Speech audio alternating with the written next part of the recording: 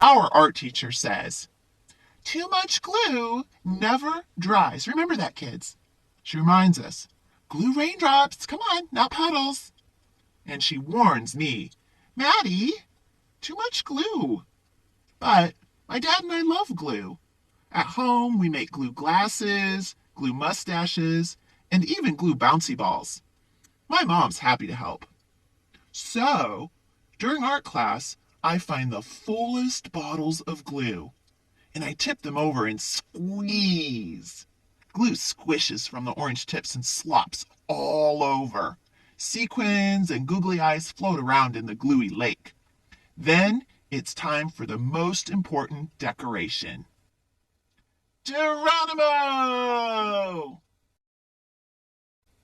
I belly flop onto the table and roll around, letting the glue and everything else totally cover me. It's time to go to the drawing rack, I announce. But when I try to pull myself off the table, I boing right back down. Aw, too much glue, Maddie. Too much glue, my teacher squawks. This is bad. Oh, man. There's only a half an hour until the end of school, and all I can do is lift my head, wave my hands, and wiggle my feet. The rest of me is a blucky, stucky mess. Can somebody help me? I call. While my teacher breathes into a paper bag, Noah shouts, Hey, let's lasso him! Good idea. Izzy, Noah, and Owen get to work.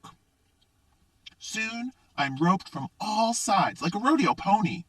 But when they try to pull me out, the lasso breaks, leaving colorful octopus-like tentacles everywhere. The glue's too strong, and now I'm a clingy, stringy, blucky, stucky mess. Yeah, don't worry, Maddie. We know what to do, shouts Luke and Grace from across the room. Is that a tow truck?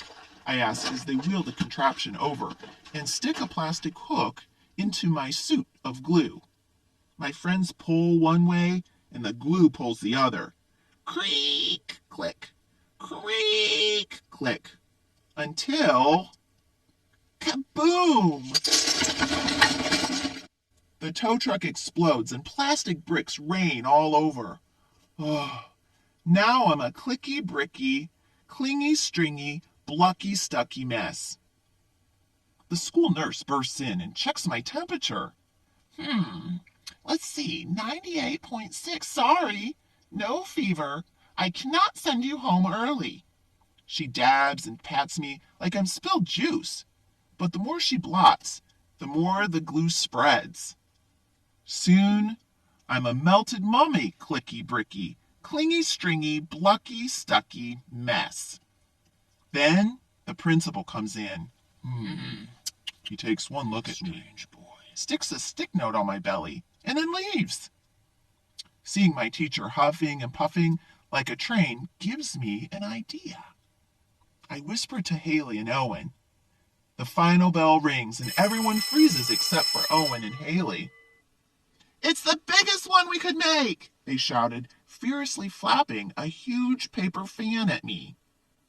Then, just as I'm thinking, I'm gonna be a note on my tummy, melted mummy, clicky bricky, clingy stringy, blucky stucky glue boy for the rest of my life, my plan works.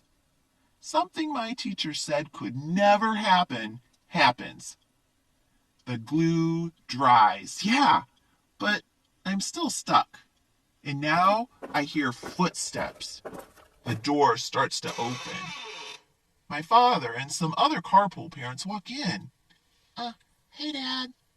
Dad comes closer and inspects me. Then he peels me off the table, glue, yarn, bricks, and all. And he spins me around. No one makes a sound. Then Dad smiles. Maddie, you're a masterpiece. He holds me up for everyone to admire. My friends all cheer. Well, I gotta say the card ride home was interesting. Mom is speechless when Dad brings me into the house, but he knows what to do. Well, kiddo, Dad says, some beautiful things only happen once, and this is one of those things. He gently grips the dried glue in front of my neck and behind my collar, and he peels me open like a ripe banana.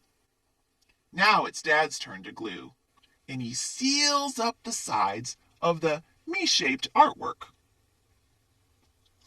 I bet it would take all the glue in the art room to make a U-shaped work of art, right, Dad? I say. Dad laughs, and then he glues a big magnet to the back of my project, and he hangs it on the fridge. During dinner, we sneak peeks at my masterpiece, and after dinner, we take the principal's note very seriously. It says, "From the desk of Elmer G. Stuckerly, please encourage Maddie to use tape instead of glue." The end.